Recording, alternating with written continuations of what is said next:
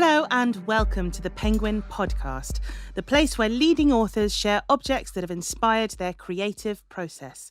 I'm Katy Brand, and I'm very excited to have in the studio with me an author whose first novel is one of my favourites of all time. That's how quickly that happened.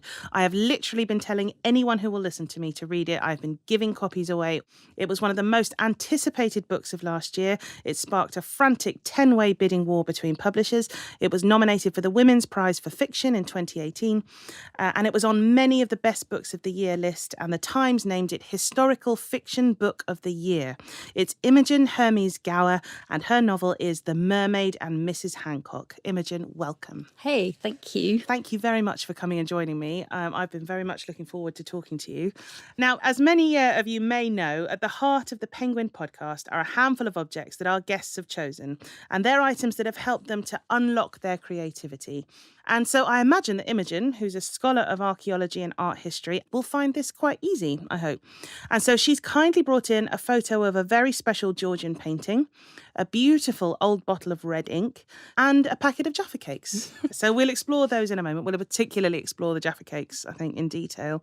But first of all, The Mermaid and Mrs Hancock has just come out in paperback, and I know you're working on another book, but this is your first, so it's been quite a year for you, hasn't it? Yeah, it has. It's been a busy and crazy year, Really? I would say, yeah. I think everyone dreams of it, don't they? This notion that you write your first thing and everyone loves it immediately and you become a bit of a star in your field, and it feels like a sort of dream in a way. But I think as well, people for whom that happens, it can be a bit of a mixed blessing as well. It can be a bit of a shock in some ways. Have you found that? Yeah, in loads of ways. It's quite discombobulating. It does make you feel like there are such a million opinions in the world on what you've written and whether you should have written it that way.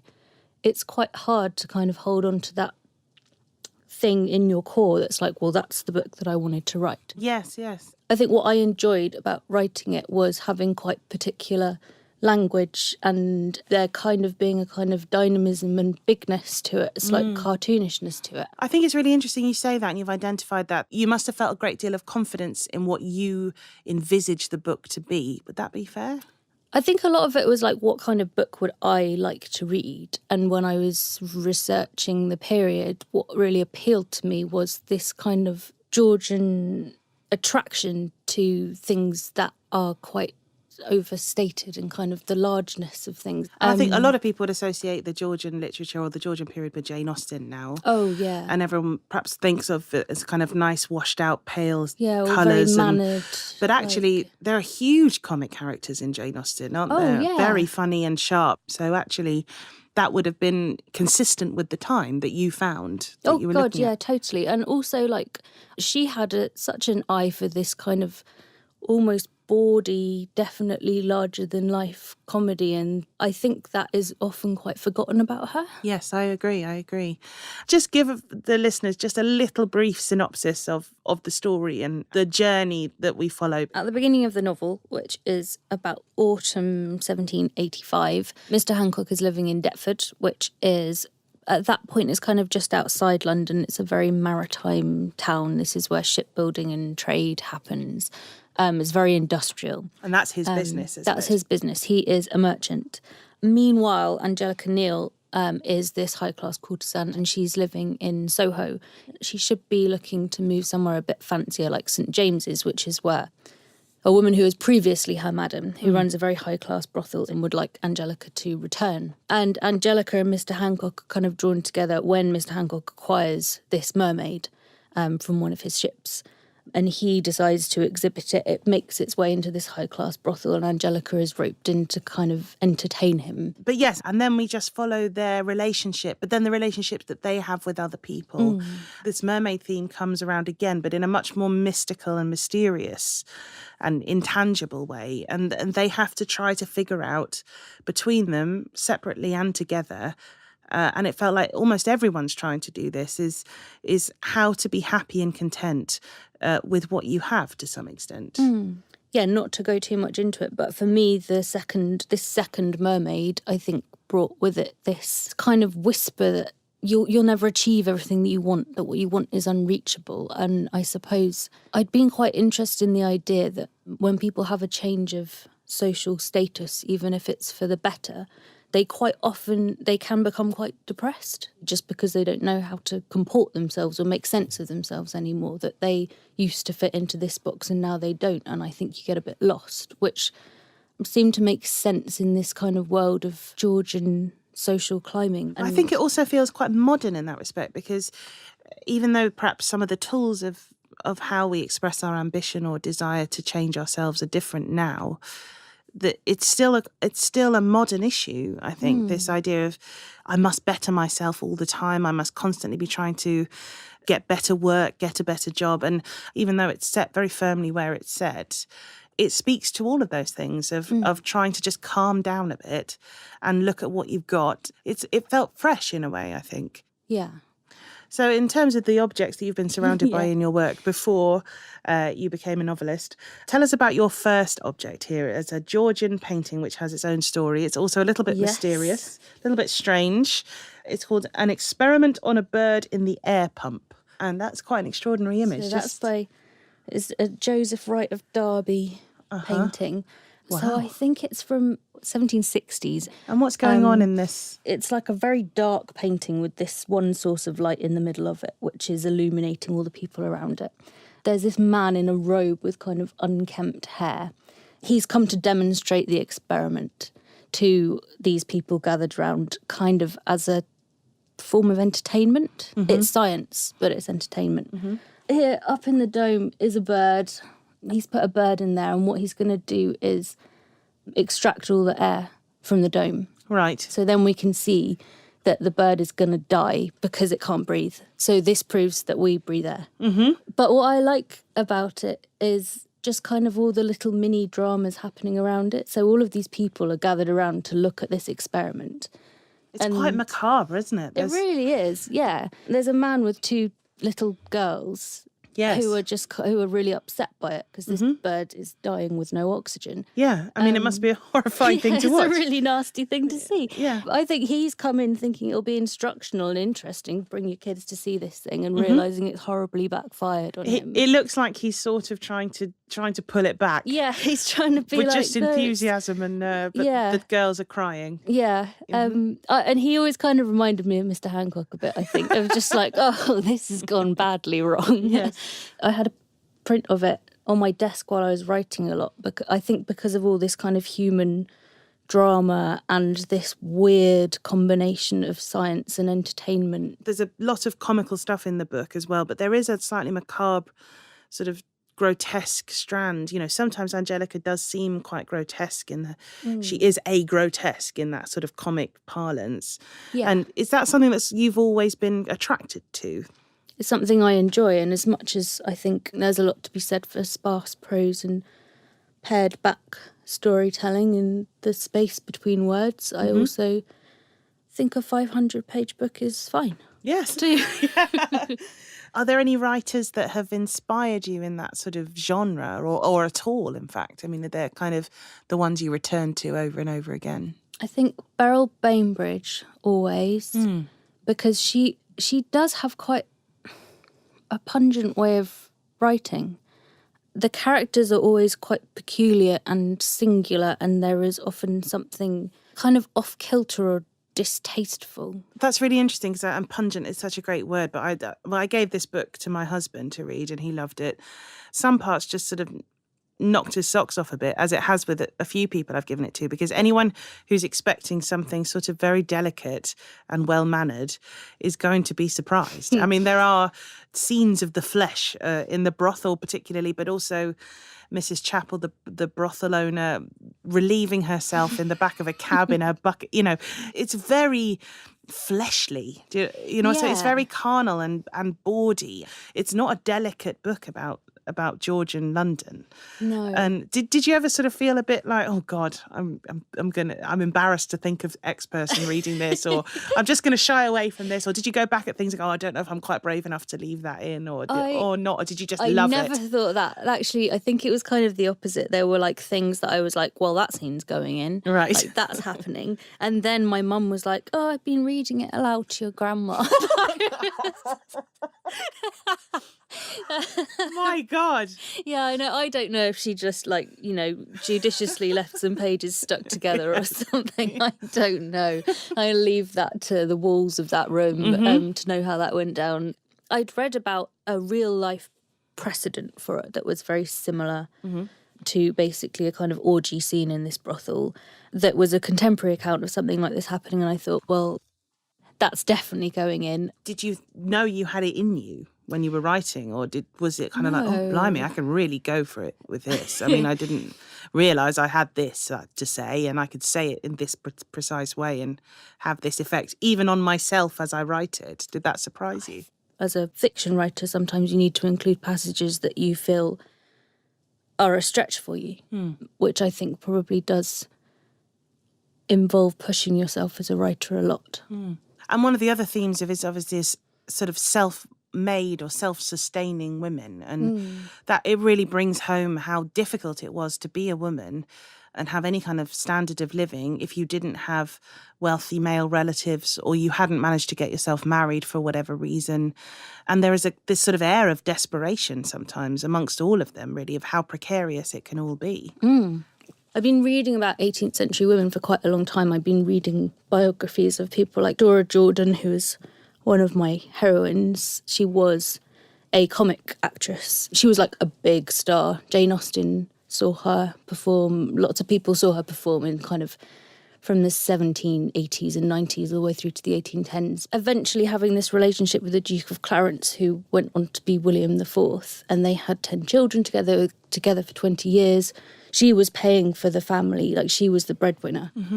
And eventually he needed to marry a princess, so he ditched her, and she had no access to their children. I think the youngest was about 4 years old at that point, and she has to live abroad and she can't act anymore.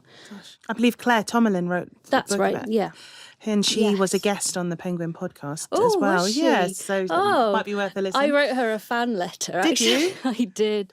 Yeah, and she wrote back, which is very nice. That's yeah, nice. That was lovely. Yeah. I think I read that book when I was about 14, and that was like what got me really interested in women of that kind of period. Just the precariousness. There's nothing you can do about it. You have no control over your situation. It always frustrates me when people are dismissive of Jane Austen and people even dare to call it chick lit, which is just ridiculous. But the reason why people think that is because of the preoccupation with marriage of the female characters. Yeah. But when you look at it properly and you understand the context properly, it's because it's all you've maybe got between being kind of dignified or destitute. Completely. That's it. And particularly with your character, Angelica, who is trying to sort of tread a path between the two somehow to keep men interested because that's her only source of income, but not so interested that they're going to prevent other men giving her, it's a fine line to walk. It is. One of the things that I certainly relate to with Angelica is her love of small, sweet things. And there's a fantastic few scenes in the book where they go shopping for sweet things with her friend. And your next object, so I think some homage to that. We have a plate of Jaffa cakes here winking at us. I can smell them. Yes. It's been like sitting under my nose. What made you choose Jaffa cakes in particular? I think probably from being a student, they were like my essay food. And then when I was writing this book and I had quite a lot of marathon writing sessions, I ate a lot of Jaffa cakes.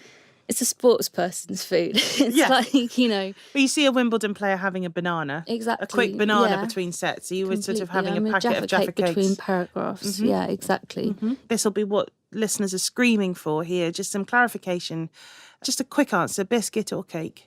Oh my God, that's a can of worms, isn't it? Well, you say that, but there are those who believe, apparently a cake goes hard and a biscuit goes soft. Yeah. Jaffa cake does go hard. They are also called cakes, which I think is always a big giveaway. It is, but they're in the biscuit aisle. You see, it's a tough one, isn't it? And if you said, I'll get some cakes in, and you brought Jaffa cakes, I don't think it would go down well. Well, especially now we live in the age of the cupcake. Yes, that's true. And there's a kind of tyranny of the cupcake now, I think, where the old favourite. I'm glad you brought them in because, some of those cupcakes, they look good, but they can be actually disappointing eating, I find. I don't know how you eat them anyway. I don't know how you eat them either. No. You have to sort of saw bits off them sometimes. Yeah, I think you have to take them apart and reassemble. You cannot you couldn't sustain yourself through a novel with a cupcake. No, with you'd never get cupcakes. anything done. No, you spend your entire time pulling lollipops out of them or whatever exactly. it is you're supposed to do. Yeah, just like hands covered in icing. There's a bit of glass in here. It's a real fairy. Those scenes of Angelica and her best friend going shopping for sweet treats and so on, and the description of all the sweet things and all of that kind of stuff, that just seemed to me to be such brilliant research on your part. And one of the things I love about the book is you wear the research lightly. Some people, they've done all this research and they're damn well going to put it all in there. Yeah. And you're going to have to read it all because they've done it all and they're going to tell you about their homework. Whereas I felt there was a sort of joy to the detail that you had put in. And there's this fantastic bit where they see a pineapple and they can't afford the pineapple. And what in particular is it about a pineapple? Was that of some significance or did you just make that up? There's a lot of like figures thrown around, like how much it costs to grow a pineapple or to buy a pineapple. This is to grow a pineapple in London? This is to grow a pineapple in London or in Britain somewhere. Mm-hmm. Yeah, it's a massive status symbol. It takes like several years for the plant to even get to maturity, and you need someone who knows what they're doing to grow it. So it ends up being an incredibly expensive thing to produce. And people really want it. And there's, kind of a lot of anecdote about that you could hire a pineapple for your party and stuff. Brilliant. Like just have it in the middle of the table. Nobody touches it. Then it goes back to the shop. You wonder if anyone ever ate them. They're too precious to eat. Yeah, they just are too precious to eat. I love that. You can hire a pineapple to be a talking point. Yeah, and then you give it back. In fact, I like that because that is what Mrs Chapel, the brothel keeper, does with the mermaid, isn't it? She hires the mermaid as a talking point, as a way of generating interest in her parties. Yes. It sounds like they were good at giving parties. It's a bit of a lost art here, I think. In everyone wears jeans and people wear jeans and trainers to weddings now. You don't have to broadcast all your cool stuff to the world by throwing a party and getting everyone to your house to have a look at it. Like, you've got other ways of doing it. Mm-hmm. Whereas then, and I think especially then, it was a way of taking part in society. It shows who you're connected to, who would invite you to your parties. Whereas I just don't think we have to do that so much anymore. There are other ways of showing off. Yeah, exactly. Yeah, but it is a shame because I think that is kind of more fun. Well, we've kind of kept the showing off but lost the social interaction a bit, perhaps. Exactly. Or at least the person-to-person interaction. Let's move on to your next object, which is a bottle of red ink. What is this and why have you chosen it? It's a very beautiful bottle. It's a lovely bottle, which is probably why I own it. My partner's grandfather was an architect. It was his bottle of ink from his office, I suppose. Mm-hmm. And it smells great. Like, it smells like the olden days. Great. Yeah, just like having a big old sniff in the morning. So I have it on my desk. I never met him, but I know what kind of person he was, and I've seen his work, his designs and, blueprints and that kind of thing. When was he mainly working? What era? I think he was apprenticing on the Royal Festival Hall and stuff like that. Goodness me, wow. Yeah, I would say the middle of the century is when he was doing a lot of work. He seemed like a very precise, careful man with... As you would hope in an architect. Yeah, I know, especially if a building as large as the Royal Festival. I expect of an architect. Yeah. Please check those angles. Exactly. Would you just do it again? That bottle, having it on my desk, makes me think about precision and editing particularly. I think there's something about red ink. It sort of sounds like it reminds you of the craft or the work involved definitely. In perfecting something. Yeah, completely. Of working tidily and being, I suppose, quite strict with yourself. I think with a first draft in particular, you get quite slapdash. And then there's something about taking everything apart and putting it back together and whipping out all these extraneous words. I interviewed Pat Barker last year, and she, incredibly eminent novelist, and she said exactly the same. The first draft is sort of fun and easy, but the craft is the rewrites. Yeah, definitely. I think until I started writing novels properly, I don't think I realised how little of the work is in the first draft. It's a big shock, I think, when you realise that, isn't it? Because totally. One of the best bits of writing advice I was ever given was someone who said the first draft is just you telling yourself the story. Yeah. So it should be fun. it should actually, I mean, this isn't to dishearten anyone who doesn't find the first draft fun, because I know a lot of people find it difficult, but I sometimes wonder if the first draft is really hard, perhaps you're writing the wrong thing. Because for me, I think the first draft should be quite fun and quite absorbing, and you should just really enjoy telling yourself the story and letting the story unfold, and then is the real work after that. Yeah, I totally agree. And I think maybe that's where writer's block comes from, is when you see the whole mountain and you don't really take into account actually it's really tiny steps to get there, and to accept that and to be like, well, the first draft's not going to be perfect and nor is the second draft and nor is the third draft, but it's getting closer every time, is kind of the thing that makes you not lose faith. Another writer that I know is very successful said a slightly stark thing that stuck with me a bit, where he said the first draft shouldn't take you more than 3 months. And if it takes you more than 3 months, it's either not a good idea or you're not good enough to write it. Ooh. Gives you a chill, doesn't it? Yeah, it does. But that's helped me abandon things a few times, I think, either because I'm not good enough to write it yet, I hope, or it's not a good idea. And it stops you wasting a lot of time. Yeah. Just flogging something that isn't going to work. Yeah, because I have slogged away on a novel that was just kind of like, this isn't, either I'm not good enough to write this or it's not a good idea. There is no glory in thrashing that dead horse, I guess. Yeah. Something I wanted to bring up as well that has been in the news a lot, quite rightly, and there's lots of campaigning about this and about the recognition, particularly of Black people or members of ethnic minorities in historical fiction and television and film.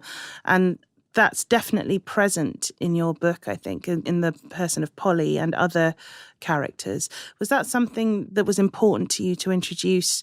Did it come quite naturally? Was it just obvious to you that would be in your research? It was more that they were definitely there, that someone like Polly, they were in brothels like that, or they were living in London as free Black Britons. They existed. I think it was more like what interests me. During the period of the novel, during that winter of 1785 to 86, is when there was huge debate about what do we do with the Black poor population of London. There was a huge newspaper debate about it. There was a charitable foundation that was set up with public donations, which was for the relief of the Black poor. There were several sites around the outskirts of London that were doing this. Just this debate about what do we owe these people, some of whom have been released from slavery, some of them came to the UK after fighting on our side in the American War of Independence and being promised freedom and jobs and this kind of thing at the other end, none of which are forthcoming, and now they're a burden on our parishes. This kind of really uncomfortable balance between being like, we owe these people and what are they doing here? We need to send them away. This winter was when they implemented what was called the Sierra Leone project, which was rounding up a lot of Black Londoners and putting them on a boat and sending them to Sierra Leone to fend for themselves. Oh my God. And a lot of horrifying. the debate was kind of like, do you know that we've come from West Africa and we got sold into slavery there? Like, why would you send us back to a continent where this could happen to us again? Like, what safety is there for us? There's a whole other kind of story there that I would have really loved to go to, but I kind of realised it's not in the remit of the book. But it seemed really relevant. Well, we've been talking about the book a lot, but it would be lovely to hear a little bit of it from the audiobook. Interspersed between the story are some brief moments where we hear a mysterious voice talking from the depths, and it may or may not be the voice of a mermaid. So let's have a listen. It might be the oldest thing in the world, for all it knows. It might be the very newest. This something sleeps in the dark, a secret even to itself. People who have never seen it might credit it with fingers, eyelashes, a voice. But how can they know? Who knows what it does in its small bubble when it does not even know itself? They will suggest it has a moral code, a motive, a divine purpose, a soul worth stealing. They assume its rules might be the same as theirs. They are wrong. It is a seed crammed with everything it will ever need. It beds down, it swims, it flies. Blind and deaf and dumb in its sensual world, it rides on tides of dreams. It knows, or does not know, the roil and churn of fluid all about it, and the thud and rush of some eternal comforting tide. What it knows is that it is part of something bigger. What it knows, if it knows, is that something is about to happen. It is prepared at every moment for something to happen. Something is about to happen. That was The Mermaid and Mrs Hancock, written by my guest Imogen Hermes Gowar and read by Juliet Stevenson. Did you enjoy hearing that? It's very weird hearing your own words back. Mm-hmm. Juliet Stevenson does cushion it though. It's amazing. I think it's a beautiful passage, and actually, it's sort of outside of the main narrative of the book, isn't it? They're these quite sort of contemplative, mysterious passages, but that sort of sense of something about to happen, I think, it's quite sort of exciting. Actually, when you hear, I love hearing that sort of sense of anticipation. Yeah, that's actually the first bit of those sections that I wrote when I had some friends who were reading the manuscript while I was writing it, and one of them was like, "You need the mermaid to speak." That was the first bit I wrote after she said that. That was my first experiment into it. So really? It's quite nice seeing it picked out as being an example from the book. I think it's such an interesting, just additional voice. It's almost like an authorial voice that I don't... Yeah, I think that it was necessary, personally, because I didn't want the book to be like straight up pastiche. If it had only been the points of view of Mr Hancock and Angelica and these other 18th century characters, I think it could have been too safe. In lots of ways, I wanted the novel to be quite faithful to the feel of an 18th century novel, that it's in 3 volumes and it has this particular voice to it. I wanted it to feel contemporary as well as having a faithfulness to this 18th century precedent. I don't see the point in kind of just straight up aping something that's already happened. It is a historical work of fiction, but it's also feels relevant. I think that's the thing. Yeah. It's been great chatting with you. Thank you so much for coming in. Well, thank you for having me. I just want to remind people as well that if you haven't already, you can subscribe to the Penguin Podcast using any of the pod players or podcatchers such as iTunes, Acast, SoundCloud or Spotify on your desktop or smartphone. And if you like what you hear, please do share, rate and review the Penguin Podcast, and we'd love to know what you think.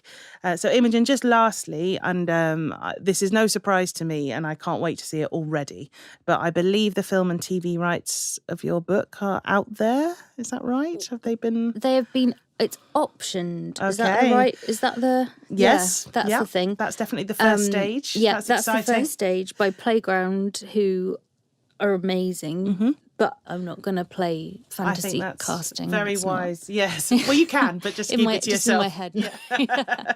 So that's definitely the wise way to go. But I shall be very excited to see what happens with it, and also with anything you do next. So I'm glad to hear you're onto your second work already. That'll be fine. Yeah, it'll be fine. Of course, Fine, it'll be fine. Yeah, it'll arrive when it arrives, Exactly. and I very, very much look forward to seeing it and hopefully talking to you about it as well. Yes, that'd be lovely. So thank you very much to my guest Imogen Hermes Gowar for joining me today on the Penguin Podcast, and please let me issue this blanket recommendation to everybody for The Mermaid and Mrs Hancock, which is just a riotous, riveting, filthy, funny, profound book which everybody should read.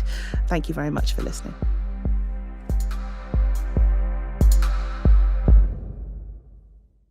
Penguin Random House Audio presents In Extremis, the life of war correspondent Marie Colvin by her colleague Lindsay Hilsum. Marie Colvin was glamorous, hard-drinking, braver than the boys, with a troubled personal life. With fierce compassion, she reported from the most dangerous places in the world, going in further and staying longer than anyone else.